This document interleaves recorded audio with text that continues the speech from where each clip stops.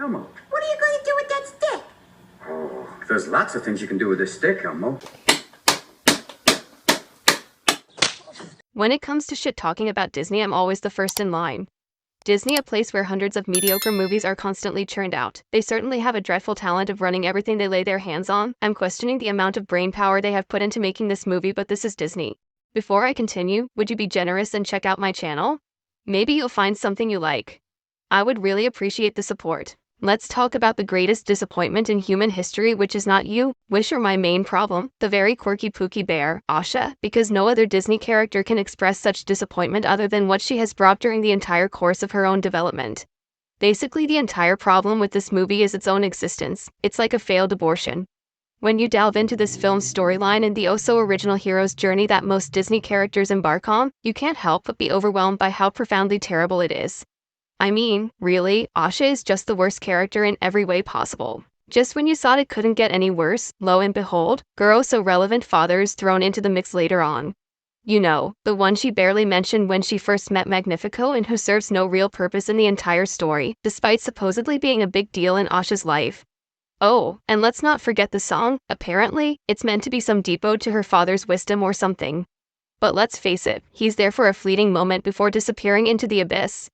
Back to square one, folks. Just seems like it jumps all of that development in such a short amount of time in between to get her to that point where she wants to become the king's apprentice and finally grant herself as well. So here we are, thrown headfirst into this world with a rapid-fire barrage of facts, and voila. We're now firmly planted in the midst of this story, and that's pretty much all she wrote.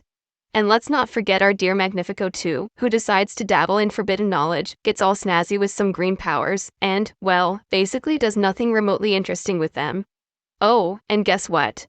The reason this whole mess starts off on the wrong foot is that we learn absolutely zilch about our protagonist, other than who she is in this very moment. Brilliant, isn't it? Typical. Well, look at most Disney stories, with their fancy backgrounds for main characters that we actually see right from the get-go or develop as the story unfolds, like in the recent Gem, Encanto. There, we have Maribel getting the whole magical family rundown and evolving as the tale progresses, all without a gift of her own. Now, Welcome to Roses supposedly serves as the trashy counterpart to that heartfelt song, but let's face it, it does zilch to give us any inkling about who these characters really are, unlike our beloved Encanto crew. Classic. It's like someone chew a soup of alphabet letters and spat it on the screen hoping to making something out of it only to ruin it even more. So in a valiant effort to compensate for that whole lack of background thing, Asha is bestowed with the oh-so-typical quirky and adorable traits that the modern Disney gals just love to flaunt. You know, the usual package of cliches that we've all come to expect. How original. But does it really do anything to elevate her into the ranks of heroic or interesting characters?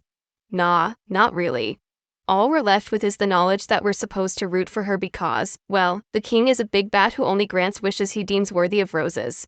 And don't even get me started on the lackluster explanation for that little chestnut. Who needs a coherent story and some proper planning, am I right? What a missed opportunity to actually give Asha some real motivation and backstory for her current predicament. You know, enough to justify her becoming the king's new wish guardian in training, instead of whatever flimsy justification they decided to slap on later. It's not like we need, I don't know, a genuine reason for her friends to rally behind her at the start of the movie, right? Because who needs logical character development when you can just throw in a plot point for the sake of having a plot point, am I right? After that, you're left scratching your head, wondering what the heck you're even supposed to be rooting for. All you're really told is that Magnifico is the big bad and your wishes won't come true because of him. Or, you know, it's just thrust upon Asha to fix it all so everyone can start wishing again. It's all so simple, even kids will be left wondering what the heck they're supposed to learn from this hot mess of a story, and trust me, kids aren't that dumb. This movie is like tap water, because you know, nothing says riveting dining experience like a glass of water that makes you question whether you're hydrated or slowly being punished. This movie is so afraid of falling on its face that it ends up just shuffling around in circles hoping nobody it's cinematic disaster.